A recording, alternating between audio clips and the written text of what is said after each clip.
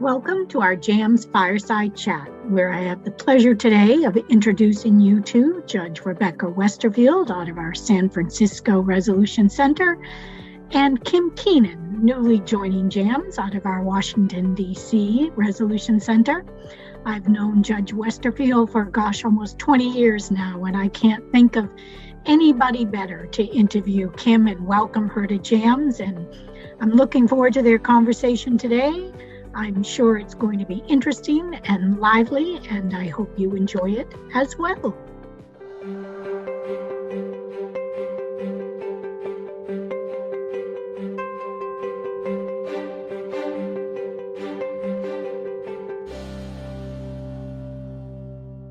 We're calling it sort of an intergenerational conversation.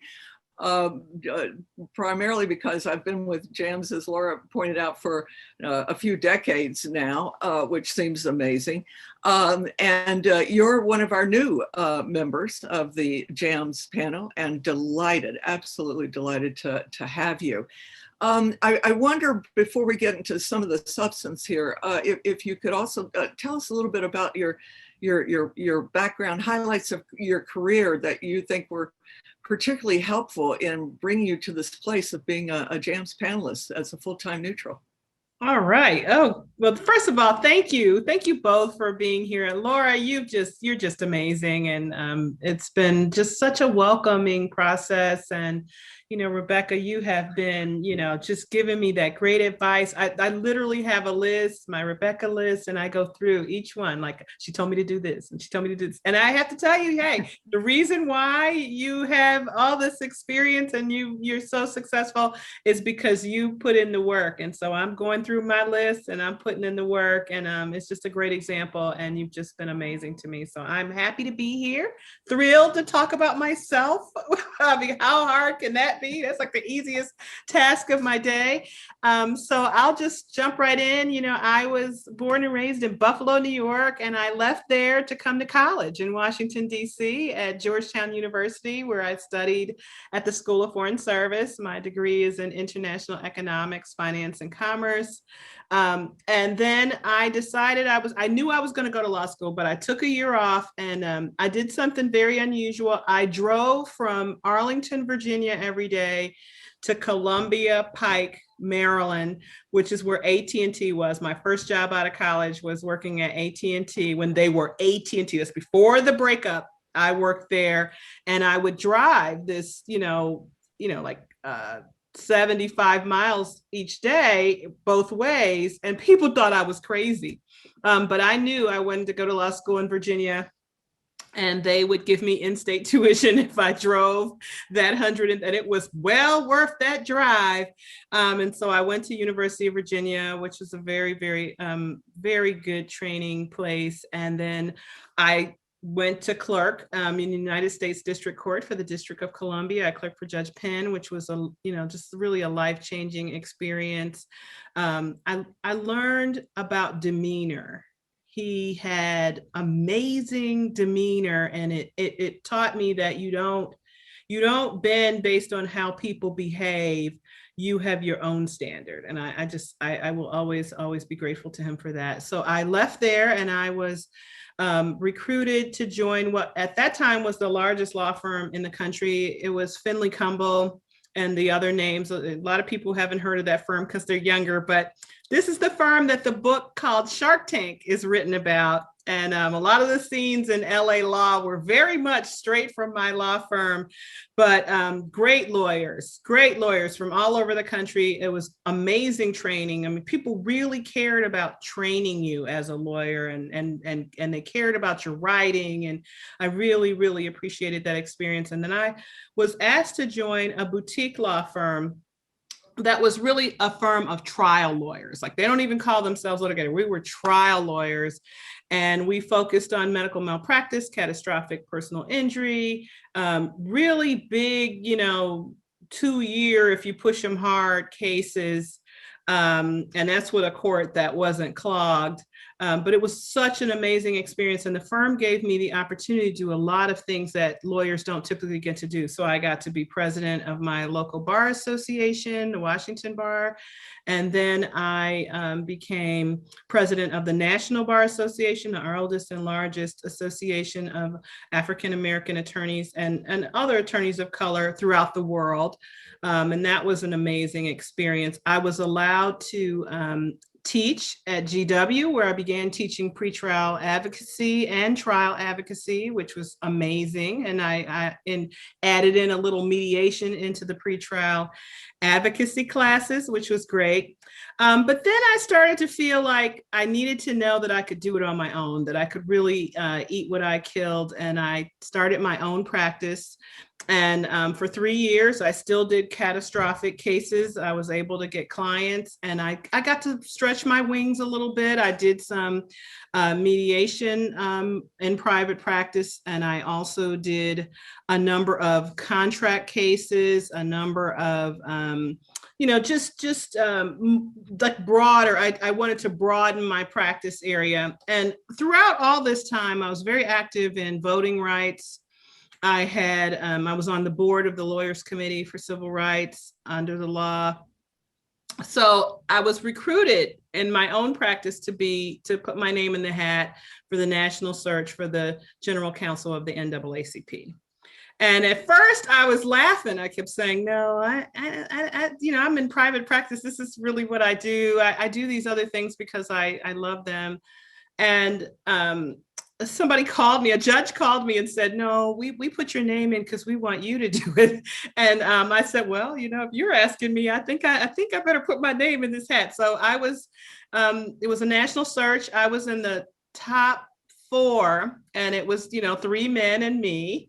And it was the first time after a national search that they picked a woman general counsel. And it was one of, I would say, the most amazing experiences of my life. I got to do every kind of law in general. People think of the NAACP in this very static way, as just being sort of just civil rights. But you think about it, it's 100-plus-year-old entity. It is the oldest and largest grassroots organization in the world. And it is we had our own FBI agent because we are always on the radar of people everywhere. And so I had general counsel responsibilities for a union, a magazine, a television show, a PAC, the largest collection at the Library of Congress. And all of these things require your attention. Can you hear me? Right, and Kim, yes. But also, I think Dorothy Parker, the writer for the New Yorker part of the Algonquin Circle, left her legacy, her estate to NAACP, as well as all of her literary rights and so forth. See what I'm saying? You're such an amazing person. I could talk about this all day and nobody would ever know this, but let me let you know, I had Dorothy Parker's collection sitting behind me on my desk, and she was buried there, literally at the site of where the NAACP, that's how much she loved the NAACP. She actually is buried on the grounds of the headquarters in Baltimore. So yes, and again, there were some duties around that. Every now and then something would come up around her estate. It's so amazing that you would have a job where on Monday, I could be authorizing a march, right? You need the president and the general counsel to authorize a march anywhere in the country. You need the president and the general counsel to authorize any lawsuit. So whether it's voting rights or housing or First Amendment, you need both of those signatures to get that done. And, sometimes you're the one who convinces the president to sign. But then you also have to defend. People don't realize NAACP is an entity. They're an employer. They have workers in California, New York, DC, and there's a couple other places. And so you're responsible, right? You have to meet the legal requirements for the people wherever they sit. You have to make sure that union agreement is on track and updated. And we did a complete overhaul during my time at the NAACP. And I'm very proud of that agreement because it modernized the union agreement for the NAACP. A lot of people at the NAACP didn't realize this, but my father was a retired United Auto Worker. So I was well versed in the importance of making sure that the union agreement represented, who we are as a mission, not just us as regular employers. So all those things have to be taken into account. I think that was, and Kim, again, I think it's interesting that you have the perspective of an employer dealing with these issues. So exactly, you put real meaning into the word general, and I think there are a number of participants here who are general counsel of various organizations, and certainly can understand what you're talking about. You never know what's going to hit your desk. But when you left NAACP, you went into another area of law, which is utterly fascinating to me. I totally switched, right? Well, in college, I was always interested in communications, and I had always expressed this interest. I had interned at a number of places. I had worked at a couple firms in the summer and done communications law. But as a young associate, it's a very difficult area to lock into. It's very niche, and you literally have to have someone who is your champion to get you in as a young lawyer into practice. And so, but it turned out I had this great advocacy skill, and I would, win all my trials at class. And so I said, you know what, I think I'm going to go be a trial lawyer.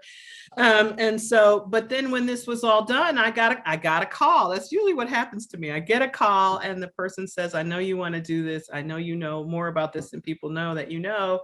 Would you like to be the first president and CEO after the founder of Multicultural Media, Telecom, and Internet Council, MMTC? And it focused on getting broadband to all Americans, something that I still feel very, very strongly about and write about all the time, because just imagine if you had to go through the pandemic without Zoom. And, you says, you can do it from your phone. No, you can't. Imagine trying to sign up for your shot using just your phone.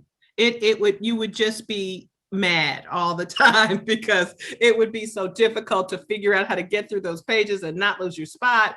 And, if you're a senior, even with your young helpers in your house, or if you don't have any, even more trouble, I just think it's such an important and valuable resource for everyone. And of course, we're all doing everything on Zoom. So, I had, and again, from my time at AT&T when I worked there straight out of college, you're always having to be highly computer literate. I remember at my firm, Jack Olander and Associates, I was the one who switched over our whole database and created our whole new software for the office. And asked me how many computer courses I've had. 0. But I got it. I just understood why it was important, and it was important to me. So I did that. And then I think I was just kind of like, I wanted to do something different. You can burn out if you do the grind of a position where it's sort of like 25/8. And I turned to a company called Odyssey Media that focuses on increasing opportunities for entrepreneurs and for women who are in the executive suites of Fortune 500 companies. And it was something for fun. It's like I've learned D&I, I've learned marketing, I've learned research, and it was just a great opportunity. And then it just seemed to me that more and more I was mediating in every meeting I was in. I was mediating, you want to do this or you want this. And I started thinking to myself, you know what, it's time for me to go back and do something that is clearly a thread throughout everything I've done. And that's mediation and arbitration. And so I am, like I said, this is the place that I would have been earlier. If I had known you guys were waiting for me and you wanted me to come, I would have been here earlier if only I had known. we're just happy to have you. So and learning so much from you too, Kim, as well as actually feeding off your electric energy, even bi-coastal here. I can feel it. And right. And you and I talk so often about mediation and what it takes in a mediator, and certainly energy is the number one quality of any mediator. But it's also that ability, as you pointed out, around demeanor, about being able to hold steady. I love that phrase that you learned from your mentor, who where you don't bend just because of how other people behave. That you know who you are. Stay firm. You stay centered. So let me ask you. Here you are in all of these, this wide array of professional activity. President of the District of Columbia Bar. You've certainly done your public service, your community service, your professional service. You have this wide range of professional activity, and a lot of it's in advocacy. And so how do you transition? How are you transitioning from being advocate to a neutral? I really think for me, it's all very seamless. I started teaching fairly early in my career. I started teaching over 20 years ago. I'm like it's so funny. I've been an adjunct for over 20 years. I'm a senior adjunct. That's what they call you at George Washington's Law School. And I think that because of that, I don't see myself as an advocate in that setting. In other words, in the setting of mediation, the goal that I have is to help people find their way to their solution.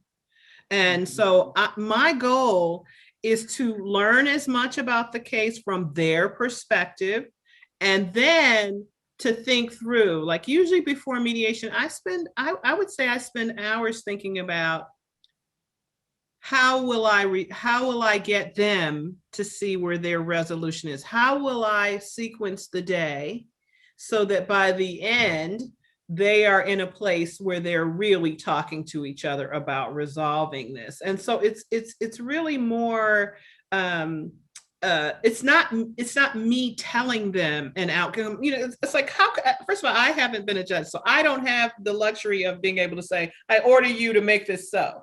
I have to help them to see that they can create the best result. I remember every day when I'm in one of these hearings, what it's like to be both sides. So I've had the experience of being the one who takes the case, who researches the case, who puts the case in order, who files the case and takes it from soup to nuts. I've done appeals for people, soup to nuts.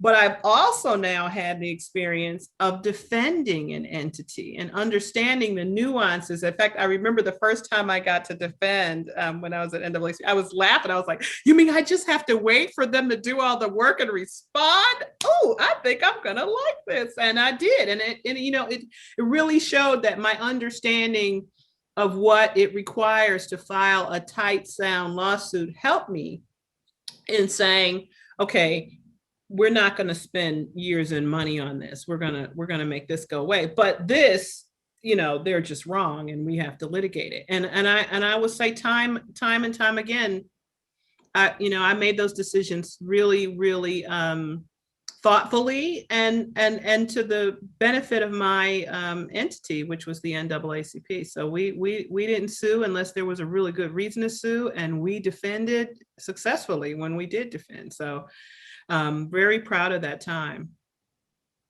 So, when I went to law school, of course, back in the day, there wasn't any such thing as alternative dispute resolution. People didn't even know what mediation was. Some people knew what mediation was, and they confused them all the time, right? And then there were people who certainly did not know the difference between mediation and arbitration, which is something we'll discuss here in a moment. But you teach at George Washington. You're in touch with students. I know many of my colleagues. I also have taught at UC Berkeley, Stanford, and so forth. And I think staying in touch with students is really key. Staying fresh and looking with fresh eyes about at the process that we're actually engaged in. But I wonder, do you see any difference generationally in terms of how? Let's start with mediation. How mediation is used in the legal world these days? Well, definitely more, right? You know, I agree. And when I started training to be a mediator back when I was at the firm, it was very unusual. Like in a younger lawyer, it was like, what? Why are you going to do that? You're the one who takes it in the courtroom and you get it done. You know, why are you talking about? Almost like settling was not a good thing. And I loved it. I just love the idea that we could look at the pros and cons of both sides and find a solution that the parties could agree upon. I think the answer to everything is more. When I started teaching back in the late 90s, you never even heard the word mediation and definitely not arbitration. You just didn't hear it. And now I would say in the last 5 years ago, I have students who come in and they're taking pretrial ad, but they don't want to be trial lawyers. They want to be mediators. They want to be arbitrators. And I think that shows that it really is a profession in its own right. And, when you get to statistics that most cases do settle, it tells you that they're spot on. They're evolving in the way that the profession evolves. So I'm not as surprised because I see that. And you're absolutely right. It's something about teaching that gives you fresh eyes. I remember I started teaching because I was like, oh, one more case, one more this. But when you go and there's these young people and they've got, like you said, all this energy and they're so engaged and those are people I want to teach. We talked about this. I want the people who are working their butts off, but they just need a voice to say, you're going the right way. That's the kind of professor I want. Students who care and value the information because of how they'll get to use it and understand that studying in school is about, that intellectual curiosity so that when the time comes when they have a situation in real life, they're prepared for it. They weren't so worried. When somebody comes to me and the first words are about the grade, I'm like, I haven't even seen what you can do yet. I can't even, there might not be any A's in this class. I don't know. I have to wait. I'm from the show me state. I'm from Buffalo. You got to have grit. Yeah, you got to show me something. And but I have seen, I saw a young man one year.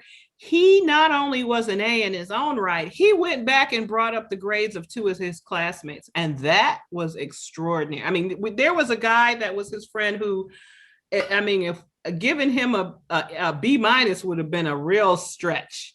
But I'm gonna tell you what, when he got done with this kid, he did a cross that would make Perry Mason proud. I think the guy almost broke down, and it's a fact pattern. So it was, it just showed you that he not only understood how to do it, but he understood how to tap into different people's personality and help them to do it. I wrote probably the nicest recommendation I've written for anybody in my whole life for him, because I saw him do something that's extraordinary.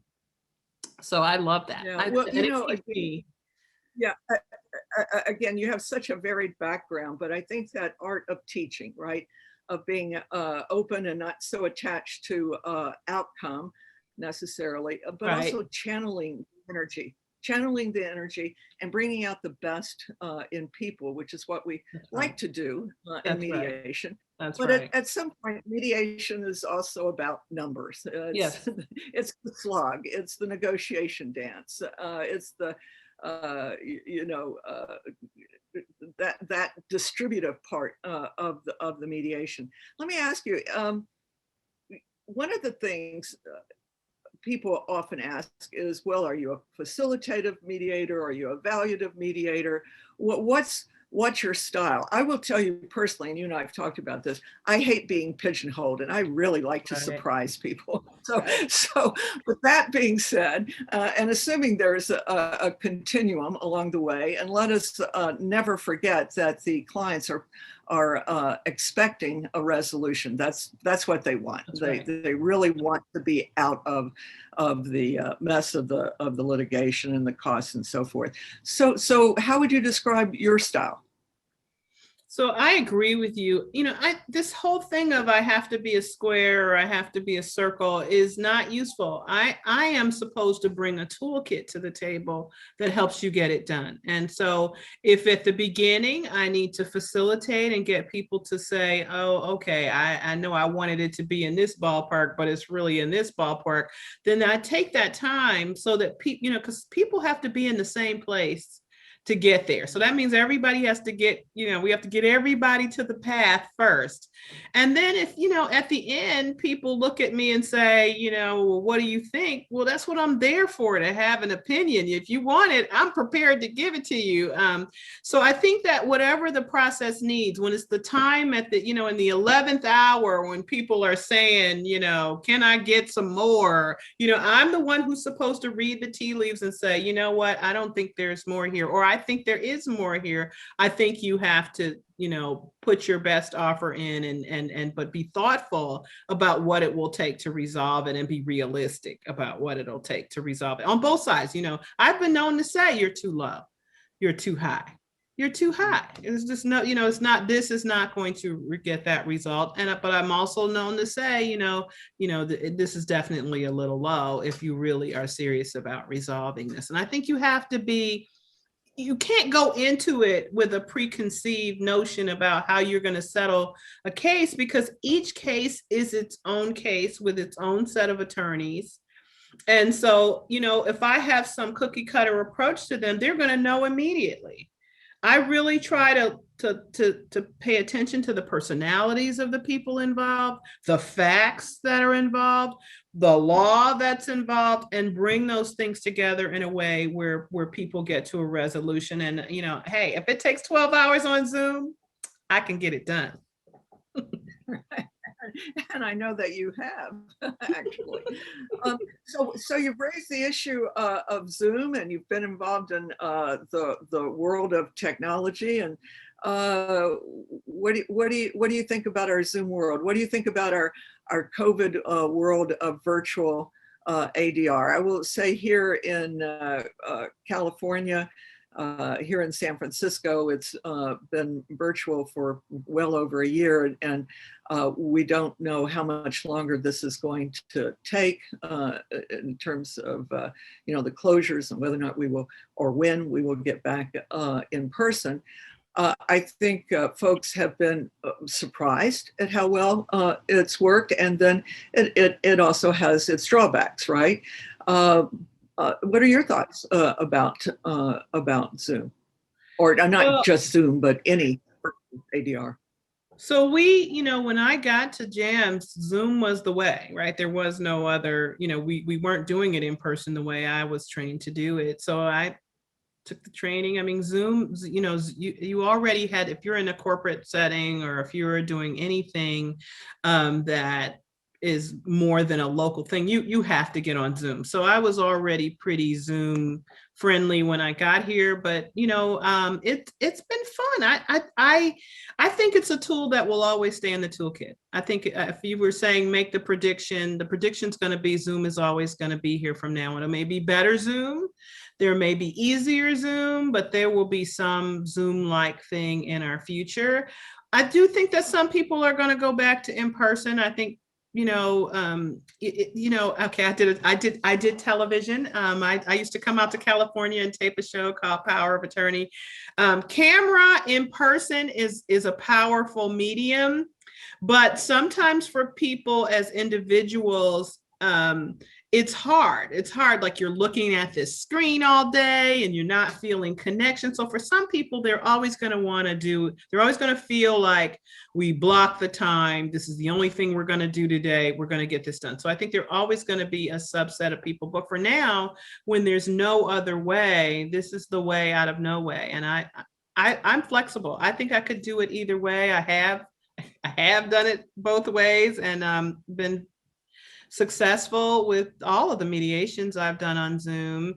And I'm, gearing up for these arbitrations that I have coming up. And, I think it's going to be fine because you can still mimic the process in a way that people are comfortable with. But I do think that for some people, it's harder. It does take people don't realize this is a lot more emotional energy to project across Zoom. And so I think, you may be a little more exhausted than you might have been in person if you do 12 hours on Zoom. But I think that ultimately, because of the time and travel and schedules, that the day will come when I would say some percentage of all of it will always be done like this. It's not like the old days when we did teleconferences and you would talk and then your mouth would still be moving. And so the technology is so much better, because I was one of those people doing those depositions, by the way, and we were at the Kinko's, and the time was, it was funny. But now we're so much further, so much more advanced. We're in the 5G world. People don't realize it, but we're about to start embarking on a 6G world. And that's going to be bigger, better, faster, better, everything, how you see it, what it looks like. So all the things I've done kind of come together to create that comfort. Well, I'm kind of curious about the 6G world. What does that look like? I think like the super world, bigger, better, faster, more. So you'd be able to do more things. So while we're doing this, you could be, running some program, or you could be, somebody could be filming, in your same house, and it wouldn't pull the take all the broadband energy from your device to theirs. You'd be able to do more things, and you'd be able to do them faster. And I know you think to yourself, everything is already pretty fast, but believe it or not, every time you skip a generation, it multiplies the speed of how fast it is. And then there's always something more that you can do that you couldn't do before. I mean, you think about it, a 1G world is a rotary phone. A 5G world is Zoom, us communicating in real time across time zones clearly and having this resolution. Imagine more of that, better of that, faster of that. So that's what the world is going to, and more devices. That's the other thing. The Internet of Things will become, it's already exploded, but pretty much it will be more Jetsons-like. I hate it. It's like not quite with the spaceships, but definitely closer to a Jetsons world where your refrigerator goes, hey, I need some food in here, or, come on over and it's time for you to have your water break. It'll be different. It'll be more of what you see, but bigger, better, faster. Well, it's just a fascinating concept. I had a case last night that went into the late evening hours because I was dealing with Asia. And of course, it was middle of the afternoon for them and late at night here. And I think that conflating of time and space is something we really need to pay attention to as we create the space for mediation. So I always like to know exactly where people literally are sitting in order to get some sense of what their human experience is before we move into the move into the virtual world. Well, let's talk about arbitration for a moment. Do you do anything to prepare yourself for sitting as an arbitrator in that position of adjudication, as opposed to preparing yourself for a mediation where, it's a different kind of energy, it's a different kind of mindset? How do you prepare yourself for an arbitration? Arbitration is different in the sense that, you're the one who has to issue the opinion. The good news is, after being general counsel at NAACP, where you have to make like 100 decisions a day, you're comfortable making decisions. And so the good news is I clerk, so I understand what it means to really weigh evidence and information and, take testimony. And, I've, appeared before, a courthouse full of judges. And so it is a new role in the sense of, sort of being that final word on it. But at the same time, it's like the other side of being a mediator. So instead of helping people to find their best place, you're telling them where their best place is based on the facts and the law. And I think that's the key, is that again, I'm the queen of, I have a big toolbox, and we only bring the tools to fix the problem that are needed for that particular problem. We don't mediate when we're arbitrating, and we don't arbitrate when we're mediating. So I think for me, it's about laying out the information as they provided it in a way that explains why this is the outcome that it has to be, based on all the information that's been provided, and certainly any witnesses and any other evidence. This is the way this must come out in this situation. So it's been fun. People are really, I think, you see lawyers wanting to not be stuck, right? Because if the courthouse is pretty shut down, it means they're stuck, and you can't get new stuff until you get rid of the old stuff. So this becomes a tool in their toolkit to get them moving again. And so we're here to help facilitate that. And so, I think, more than people know, having objective, and I love that, my fresh eyes, can really make a difference in the outcome. But when you have had both experiences, the experience of, filing the lawsuit and the experience of defending the lawsuit, you really just look at, in this situation, what should happen. You're not as worried about, I think sometimes, people hear NAACP and they think an outcome, but they don't realize that I still have to do all the things that I would do if I were the general, or all the things that I would have to do if it were my case. And so, it really is about coming up with the best outcome, and coming up with ways to, whether it's, mediated internally. I mean, I worked for some of the greatest advocates of our time. They were always advocating, but, sometimes you had to say, but you can't do that.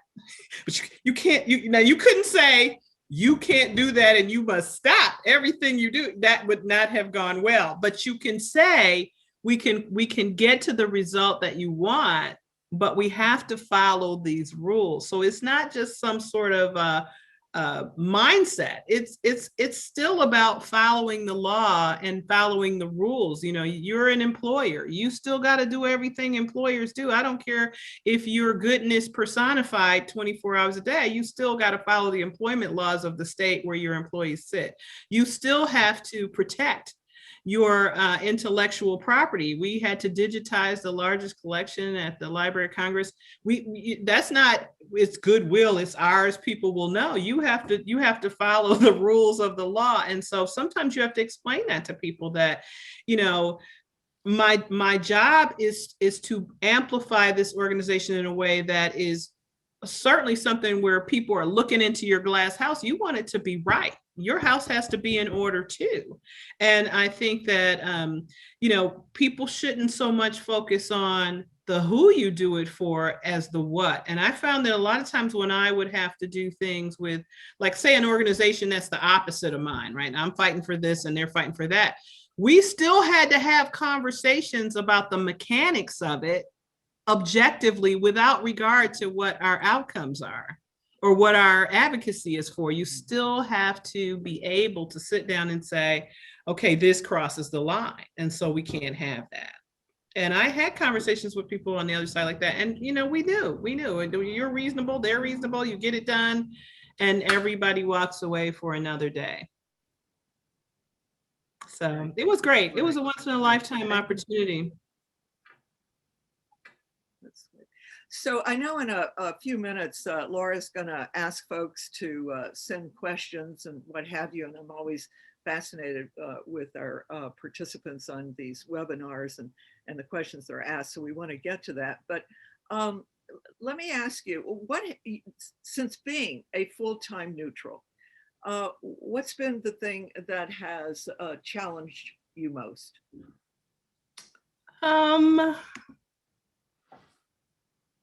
I would say, it's like you're developing a whole new practice area. It's almost like when I started my own firm. So you're letting people know that you're here and that you do this and you love it, and you'll be very enthusiastic to help them with their problem.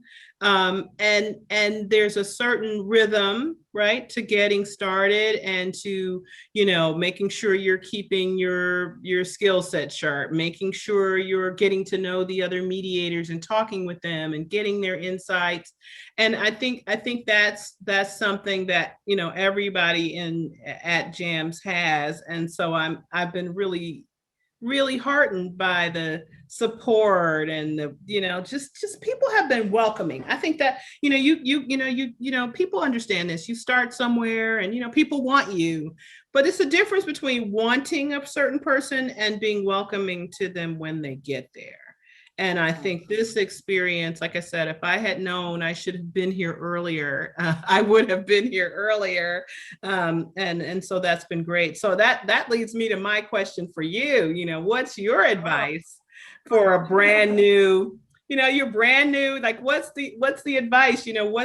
What does this hill or winding road look like? Well, my daughter, once I brag about my daughter who has her PhD and so on, but I once gave her advice and she whirled around at me and she said, "Mother, your life is nothing like mine and my life is nothing like yours. So what advice can you possibly give me?" So I've always been a little reticent. Right. Well, our children are our greatest teachers.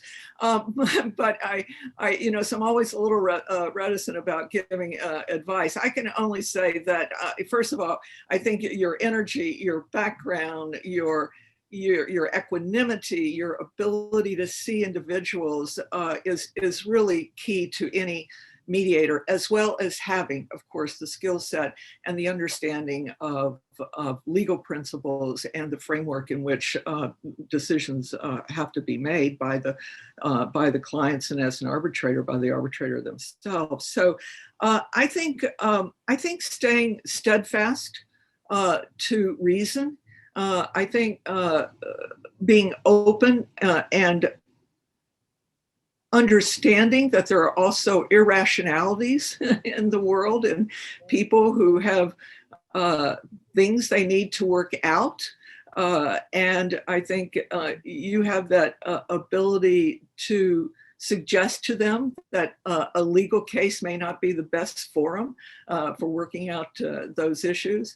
Of course, in a business to business matter, it's somewhat different, but you have been in business. And so that there can be emotional components in a business case that are just as intense, feelings of betrayal, that sort of thing. It can be just as intense as any sort of other type relationship, whether it's an employment relationship or a doctor-lawyer relationship to patient and client.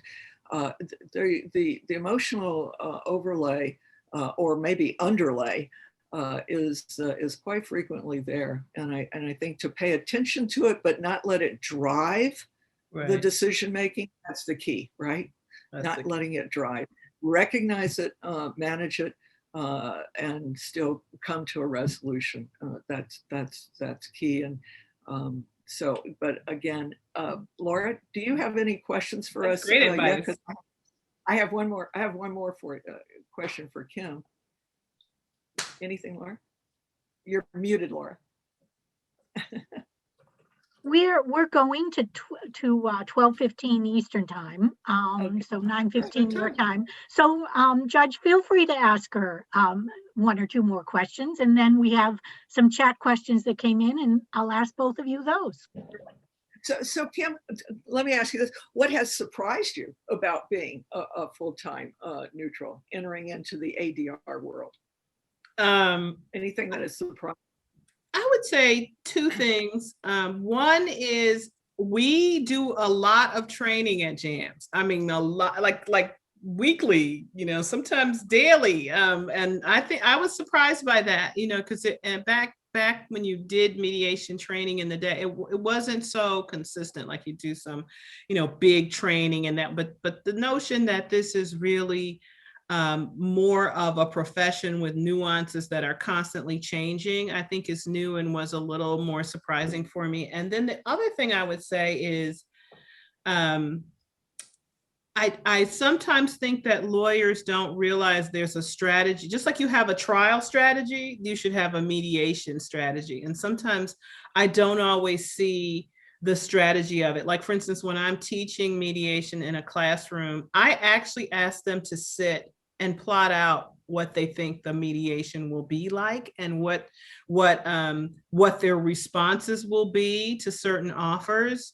And try to figure out how the other side is evaluating their case so that it makes their offers more thoughtful and their strategy clearer.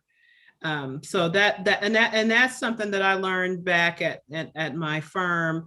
Like when you're a young attorney and you're an associate, and the partner sends you off to handle the mediation. I remember thinking, how is he comfortable? But what he would do, I remember this, he would make me sit at my desk and go, if they offer this, what will you respond with? If they offer that, and I would literally have to go through until I got to the zone of the settlement. And he would look at it, I would give him my rationale, and then I would go on my way. And more often than not, I was able to recreate that result. Because I knew why I was going up. I knew what I would go down for. I knew what I was trying to get. I knew what my bottom line was, and I knew what was good if I could get it. And so I think sometimes I don't see that, like in attorneys. I see they want a good result. I see they're very great advocates, but I don't necessarily see their strategy. And again, while I'm trying to help them get somewhere, it helps if you know where you want to go. Yeah, and that's on the number side. I mean, on the distributive portion, on the integrative side, where we're trying to look at interests and occasionally come up with the elegant solution, the creative solution. That's where I think questions, open-ended questions, really trying to understand underlying interest to see if there is a way to resolve this and truly be a win-win. That's not as often as we might like to see. I think a lot of times people are satisfied, well, everybody felt they lost a little, that's okay, they but certainly for a mediator, the finest moment is when it's a genuine win-win, and you have some solution that's perhaps unusual and not what people maybe expected when they walked in. And I see that particularly in business to business mediations, right? Where we if we probe enough, sometimes we can find that one area where maybe there's a different kind of deal to be made here, right? They didn't consider something. Right. And but that takes that attentiveness. So Laura, any questions? Yeah, well, Kim, I've gotten to know you a little bit over the past couple of months, and you told me something really fun about yourself once, about something you do for outside interest that really surprised me, and thought it might be fun for the audience to hear something about life outside of jams. What excites you? What do you like to do? Well, I love to meet people. Kim, is she permitted to have a life outside of jams? Yes, you have to have other life so that you can bring that joy back to what you do. You want to know the nicest compliment I've gotten since I started doing this. And it's so funny because both sides gave me the same compliment. They said, "We really appreciate your enthusiasm." I was laughing. I was like, well, if I'm your mediator and I'm not enthusiastic about helping you resolve this, that can't be good. But I'm really glad that you both noticed it and you both pointed. I mean, they literally separately pointed this out. And I think that's it. And I think in order to bring that kind of joy to something you do, you have to have right? You have to have other things that you're doing so that you're balanced enough to be able to do that. And I love to travel. I think I'm missing the one that she wants me to say, but I love to travel. I love to meet people. I'm telling you, I haven't been on a plane since January of 2020, maybe February. And I am missing it. When I think of a plane, I think there better be a beach when I get off my first plane. So I'm looking forward to that. I'm missing, people, missing that interaction. I can't wait to get to California and meet people in person that I've had such warm connections with. But Laura, am I missing? There's something. It was your need for speed. Oh yeah. Oh well. Okay. Me. No wonder I didn't want to share that. I love to drive fast, and I have gone to. It's in North Carolina, but it's a driving school, and I, did they don't let you do the Formula One car, but I did a stock car, and I got to speed as much as I wanted, and I did do the little go-karts on the track. But I loved doing that. And it's so funny. It's good that I got it out. I'll tell you why they tell you to go and do it at a track, because you learn that if you speed on a track, you never speed on a street.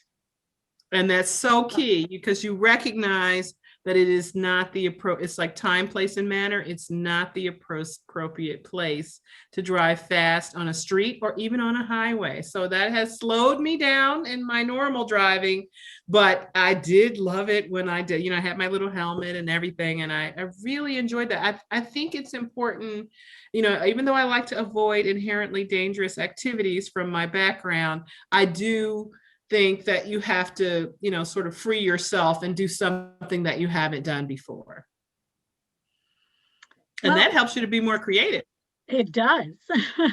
Well, my next question is a definite change of speed. Pardon the pun, but you have had such an impressive background that I would be curious if you would share for the women of color, people of color on this call, like anything you might have had to overcome to be so successful in your legal career. Any advice you'd like to give them? We kind of have talked a little bit about it. You have to be strong in yourself. When you get to the deposition and nobody can figure out that you're the lawyer and you're the only one there from the other side who's standing there with a briefcase, and people want to know, are you the court reporter, and you have no equipment? I don't know how I guess you're going to take it. You may not be a brilliant lawyer, but you must be a brilliant stenographer, because with no equipment, you're going to write all this stuff down. And I think, depending on what it was, I always use a different thing. Sometimes you use humor. Sometimes you hit people, with the skill set. I remember doing depositions. I remember once a guy, and he was a doctor, and he said, "Oh, I read the depositions in this case, and I thought you'd be blonde." And I said, inside I was like, mm-hmm. And the lawyer for the other side, who knew me, was like this, like, "Oh Lord, why did he say that?" And when I got done questioning him that day, he won't even call blonde women blonde anymore. He's done with that. I think I helped him with that.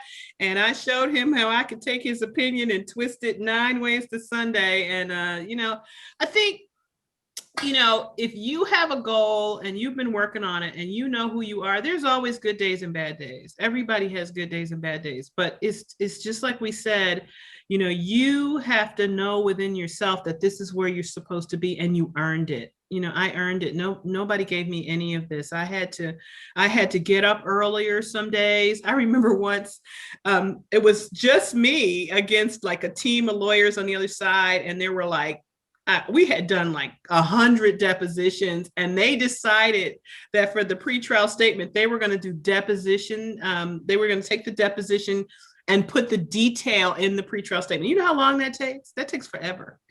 And I looked at my boss, and he looked at me, and he was like, "They did it." And I was like, I took all those depositions home. I laid them across my floor. And let me tell you something, when I came back with my deposition portions highlighted, they settled. They literally made like one offer, and it was the offer, and it was done. So sometimes people will see you and they will make certain judgments, but it has been the charm of my life that people have underestimated me. It has been at first you think, oh, people are always underestimating you. Well, that's them. That's not me. I don't underestimate me. And I think that more often than not, when people see that they've miscalculated, then they have to go back.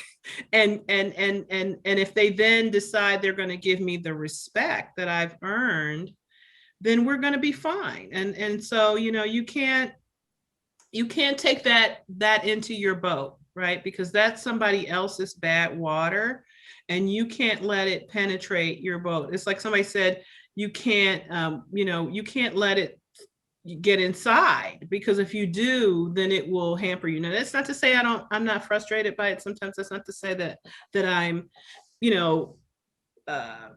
not happy with it, but it also is a way of saying it actually sometimes presses me harder to do better and to go further and to be, recognize that I'm going to get this job done well, and that people are going to come away having received the service that they came to get. And you have to be able to have that. Like, sometimes women focus on being liked. I don't want to be liked. I think being liked is useless. Unless it's your best friend, it's pretty much useless to say you like me. But if you respect me, we'll get a whole lot done on every given day. And I think that the more women lean into being respected, the more they'll get some of the results that they want. And I'm really proud of that. And I am always trying to help. And I take calls from strangers. I've met people who said, you help my sister. And I do that because people did it for me. People did it for me. People do it for me now. Rebecca doesn't have to take my call. She's busy. She's on a different time zone. You have to, talk to her at a time of the day where she could be asleep or having coffee. And I understand that gift is something that I have to turn around and give to other people. And that's how it works. And my final rule is, if you don't have a plan, you're part of somebody else's plan. And when you're a Black woman and you let somebody else have the plan for you, you'll wind up in a place that you don't want to be. So I like to have my own plan. I'm always talking about the plan, the strategy. And that's because you have to have your own plan. That's great. Thanks. That's just terrific. Just terrific. And it's been such a pleasure to work with you. And as I said before, to feed off your energy and your enthusiasm, you practically jump out of the screen. Even though we have this enormous distance between us, I feel very connected. We did have one chat question. Somebody wanted to know if either one of you had an advice for how they should be approaching a mediation differently since it's on Zoom. Is there a different way that an advocate should be approaching mediation because it's on Zoom versus in person? I think that when it's on Zoom, the things you can see on Zoom are different from the things you could see in person. So I would say, you always want your preparation to show in anything you do. And so whether it's how your client appears on Zoom, where they're going to be, see how I'm at my house. I have 2 Zoom spots in my house that are automatically set up, right? You're not looking into my kitchen. You're not, there's not some crazy colors, blocking your mind when you talk to me. And I think that people forget, I'm not, you notice I drank a little water and I have it in the water bottle. I'm sorry, I didn't have the glass, but I don't eat on Zoom ever. I never let anybody see me eat or do anything that isn't part of this. And it's because on Zoom, it looks different. People are literally seeing in your mouth. It's not the vantage point they would have if your whole person were there.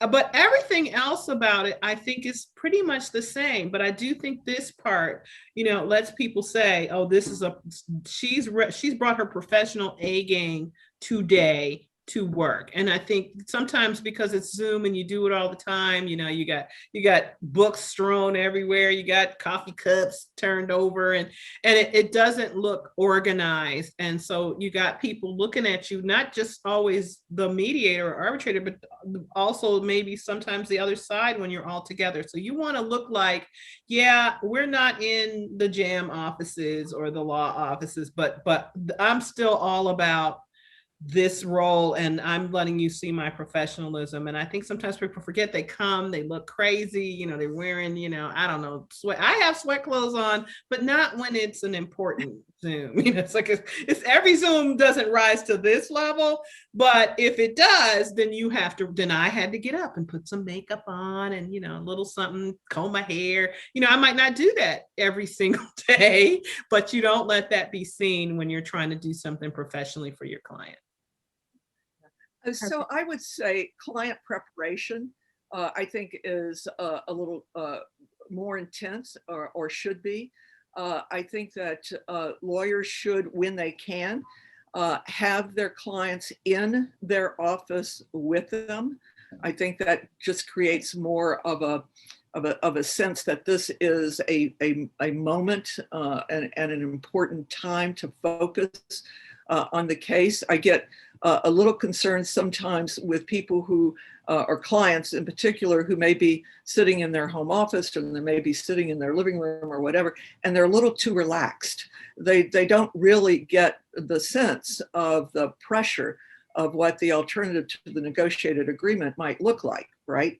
Because they're sitting there in their home and they're very comfortable, which is a whole lot different from being in a court of law or being in an arbitration, whatever their alternative to the negotiated agreement is. So I also, with regards to, because of that sort of relaxation that people have when they're not in person, but in the comfort of their own home or office surroundings, for instance, in arbitrations, I have now gotten to the point of, in my arbitration readiness calls, to ask attorneys to really prepare their witnesses to answer the question that's asked, because I think what we're finding is people kind of sit back and they begin to ramble and they're not answering the question that's asked, and they're non-responsive, and that creates its own issues and makes it difficult sometimes for the arbitrator to have to cut in and manage folks. More talking is always bad. Yeah, right, exactly. So I think also some of the drama that we've had in-person mediations, that's dissipated. So I think one's arguments in a mediation, or one's positions, need to be more polished, more thoroughly articulated.